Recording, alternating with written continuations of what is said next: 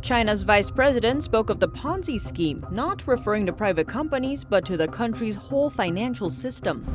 China's internet censorship blocks websites most people in the West can't imagine going without. That even includes Wikipedia. Chinese police took one netizen into custody after they caught him browsing the site in his home. China is threatening war with Taiwan and the US, but China's Ministry of National Defense says otherwise. Taiwan updated its law to say no to China's sand dredgers, and China will finally pay the price for sand theft from Taiwan seas. And Chinese billionaire Jack Ma's payment company is set for a record-breaking IPO next week. The company controls massive data of Chinese users and is subject to surveillance of the Chinese regime. Welcome to China in Focus. I'm Tiffany Meyer. First, we take a look at U.S. decoupling from China. China said on Friday that complete decoupling between itself and the United States was unrealistic, citing the close economic ties between both countries. This after the Chinese Communist Party concluded a 4-day closed meeting door this week. The main topics on the meetings were China's economic and social policy goals for the next 5 years. The U.S. has accelerated its move to decouple from China this year. It imposed sanctions on some Chinese companies due to national security concerns and forbid the export of U.S. advanced technologies to them. This was a heavy blow to the Chinese companies, even threatening their existence. Dozens of Chinese nationals in the U.S. or U.S. citizens were charged for helping the Chinese Communist Party with intellectual property theft. CCP members were barred from immigrating to the U.S. Students and researchers related to China's military were denied visas. More than 10 Chinese media outlets in the U.S. and a CCP-related organization were designated as foreign missions. This move limits the CCP's influence in the U.S. The U.S.-China trade war and the global pandemic have been leading to many foreign companies diversifying their supply chains and moving at least part of their production out of China, including many American companies. The Chinese Communist Party set emphasis on domestic economic cycle at an important meeting. At the same time, China's vice president warns Chinese finance should never again put itself in gambles, bubbles, and Ponzi schemes in order to circulate. Experts say that might be already too late. Beijing has drawn up its 14th five-year plan. It was announced during the 5th plenary session of the 19th Central Committee, an important political event in China. It's largely anticipated to set the tone of what's called dual circulation. It means that the country's domestic economic cycle will play a leading role, while international economic cycles remain an extension or supplement. Days before the October 24th session, Vice President Wang Qishan gave a virtual speech during the Second Bond Finance Summit in Shanghai. Wang mentioned Beijing's dominant use of the term dual circulation. When it comes to Chinese finance, he likened financial systems without a real economy to a fish out of water. He emphasized that China's finance sector should avoid following unsustainable development avenues, speculative gambling, financial bubble recycling, or Ponzi schemes, to name a few. But his link between Chinese finance and Ponzi schemes has triggered speculation online. A Ponzi scheme is a fraudulent investment scam. It generates returns for earlier investors using money taken from later investors. Current affairs commentator Li Linyi describes the model as a portrait of China's current economy. He explains that in order to keep domestic operation running, local regime departments must borrow money from other projects, like real estate, 5G networks, or digital economy. That's even though those spheres are already heavily in debt. Thus, the debt pile is constantly growing. William Yu is an economist and professor from University of California, Los Angeles. He says China's so-called dual circulation will not solve its economy's structural problems, despite Beijing's efforts. He cites the serious imbalances facing Chinese economy, including a debt boom, investment waste, and real estate bubbles, among others. All these are long-term structural problems. I don't think there is a quick solution.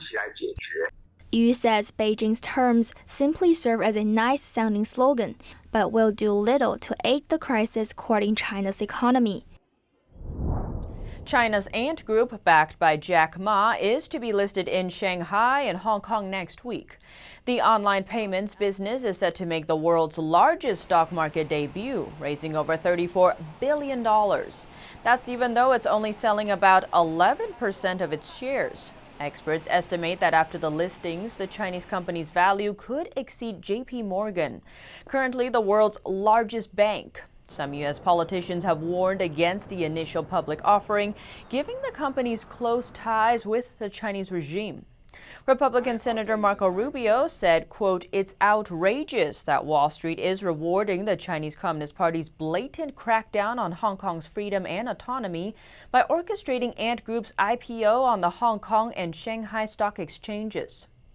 The Trump administration is also reportedly considering adding the group into trade blacklist, but none of these have stopped big banks from showing interest. China just finished a financial summit in Shanghai. One of the agendas is to warm up for the IPO. 我也很自豪地跟大家宣布，昨天晚上就在上海，我们决定了蚂蚁金服的上市的定价，这么大一次全人类有史以来最大的上市。 People showed up supporting the warm-up, including two former U.S. Treasury secretaries, former British Prime Minister Tony Blair, renowned Wall Street hedge fund manager, Bloomberg News chairman, and former governor of Japan's central bank. This despite increasing tensions between Washington and Beijing. So what makes Ant Group so financially attractive? Big data. The company controls a scale of user data that's one of the kind in the world. Ant Group's crown jewel product is Alipay, a payment app similar to PayPal. Mainland Chinese use the app for everything, and the app records personal transactions of 1 billion Chinese people. The platform's made loans to about 500 million people. That's as the company branded itself as a tech firm and has been using artificial intelligence to analyze user behaviors. As profitable as the amount of data can be, it is also subject to heavy surveillance of the Chinese regime, as Chinese companies are required by law to cooperate with intelligence agencies if asked. Meanwhile, the potential success of Ant Group's Hong Kong listing will give the Chinese regime credibility to boost the narrative of Hong Kong's prosperity. That's despite the Communist Party's bloody breakdown on the city's freedom. Now we look to a luxury mansion in southern China. This video clip went viral last Sunday.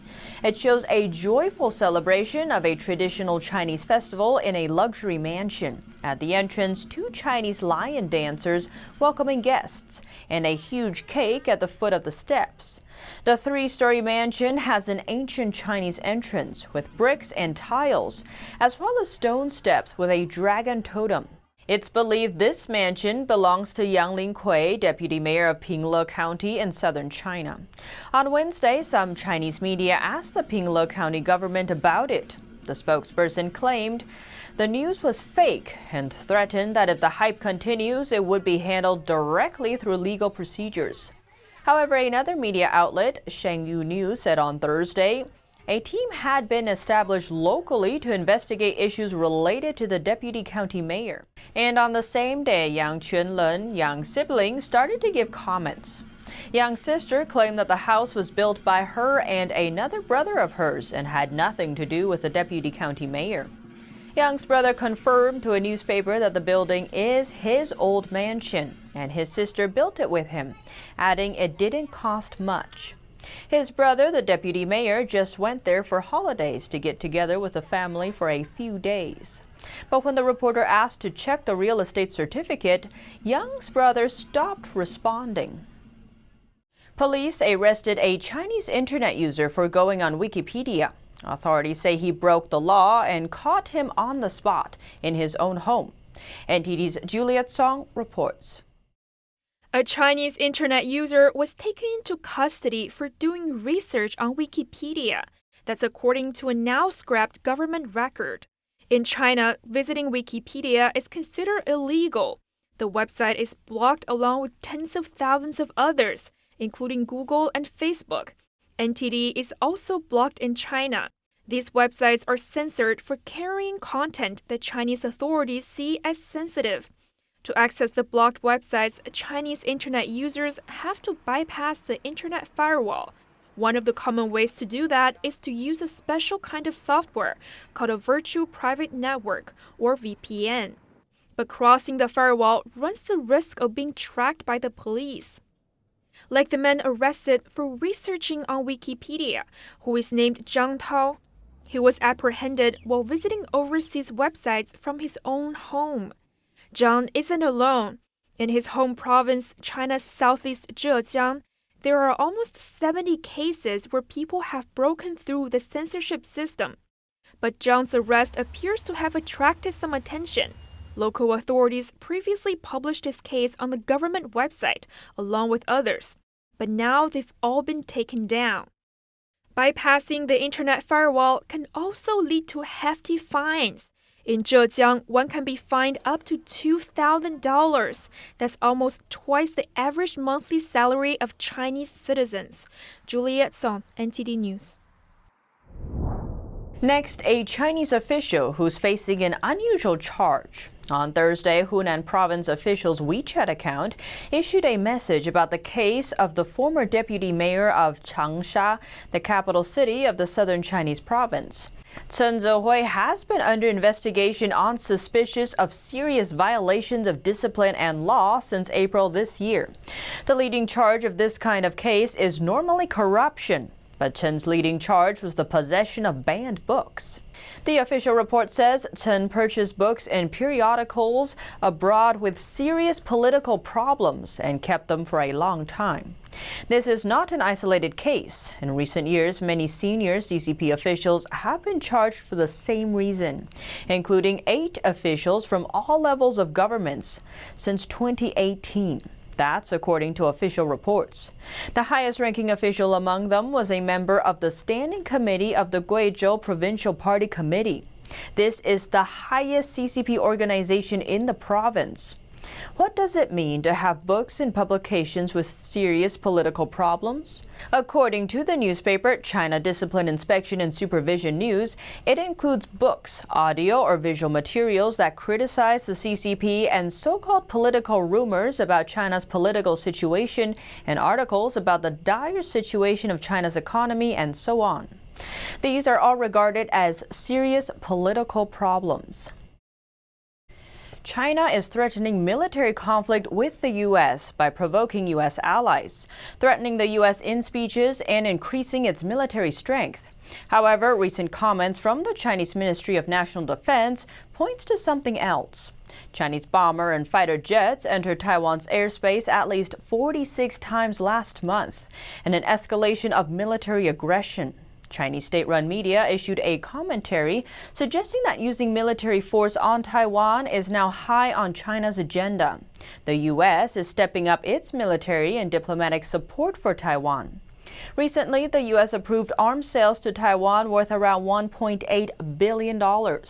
Recently, Chinese Communist Party, or CCP leader Xi Jinping, made indirect provocations against the U.S. in his Korean War anniversary speech, saying that some countries pursue unilateralism, protectionism, which leads nowhere, and that China will not allow national development interests to be undermined, and the Chinese people will deliver a head-on blow if necessary. He warned that once provoked, things will get ugly. With this in mind, China is simultaneously rapidly increasing its military strength. According to a Pentagon report, China's military has surpassed the United States in ground-based missile development as of 2019. It also includes an estimate on China's current nuclear arsenal size at about 200 nuclear warheads. Is a military conflict with the U.S. within consideration for China? According to China's Ministry of National Defense spokesperson, the answer is no. He said in a press conference on Thursday that it is in the interests of both sides to maintain the stability of the Sino-U.S. military relations. This raises the question, why is China provoking the U.S. and its allies while increasing its military strength? A Canadian cultural scholar and commentator on China, Wen Zhao, has suggested that China's actions is just for show tactics. It doesn't truly want to go to war with the U.S. Chinese forces still have major gaps and shortcomings, this according to a Pentagon report. The report also says that China currently acknowledges that its army is not world-class. And now to Hong Kong. U.S. Secretary of State Mike Pompeo has condemned the Chinese Communist Party, or CCP, and the Hong Kong government over its recent arrest and detention of 3 student activists. Pompeo says the CCP has violated its international obligations under the 1984 Sino-British Joint Declaration and doesn't respect human rights, including the rights to peaceful assembly and freedom of expression. The 3 students arrested on Tuesday were former members of Student Localism, a Hong Kong-based pro-independence organization. They were arrested in July on suspicion of, as Chinese authorities called it, inciting secession, violating the national security law. Chinese authorities have issued a ban on lawyers who were appointed to take the case of the 12 Hong Kong activists. The 12 have been detained in China since August. They tried to escape to Taiwan by boat. Chinese Coast Guards captured them halfway for illegally crossing a border. The youngest of the pro-democracy activists is only 16. Families and lawyers have been denied to meet them.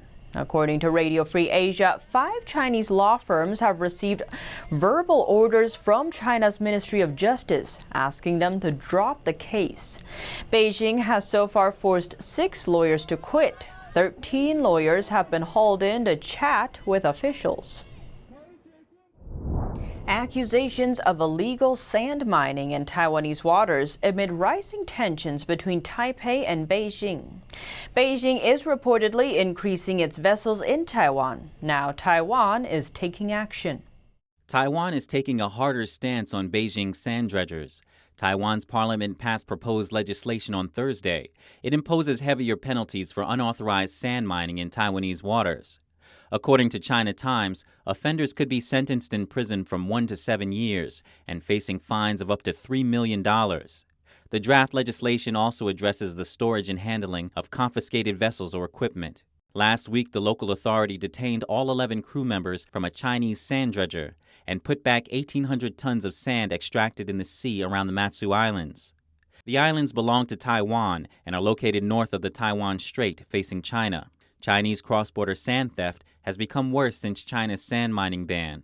Taiwanese media outlet Liberty Times Net reports a Matsu Island resident recently told local media that they saw over 100 Chinese vessels pumping sand and gravel daily, even bringing in fuel supply vessels. Witnesses said most of these vessels had no certificate, no signs, and no numbers. Shirong Xu is a professor from Taiwan Zhengzhi University. He believes Beijing is backing the illegal sand mining operations, and the more intensive operations may reflect the tensions across the Taiwan Strait.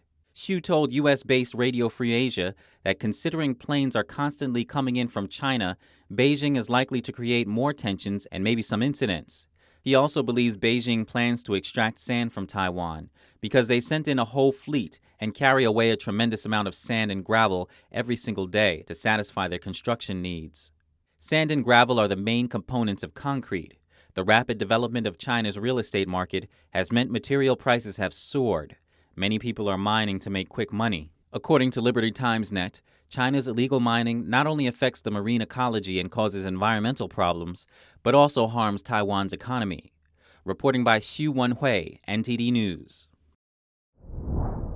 Taiwan's chipmaker UMC pledges to help the U.S. prosecute a Chinese chipmaker for theft. This after UMC pleaded guilty to helping a Chinese firm steal trade secrets from Idaho-based Micron Technology. UMC paid a $60 million fine. It's the second largest fine ever in a criminal trade secret prosecution.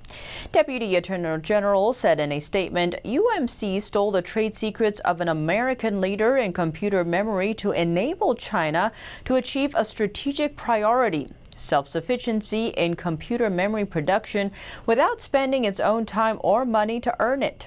UMC, a Chinese company, and 3 individuals were indicted in 2018 for conspiracy to steal trade secrets from Micron.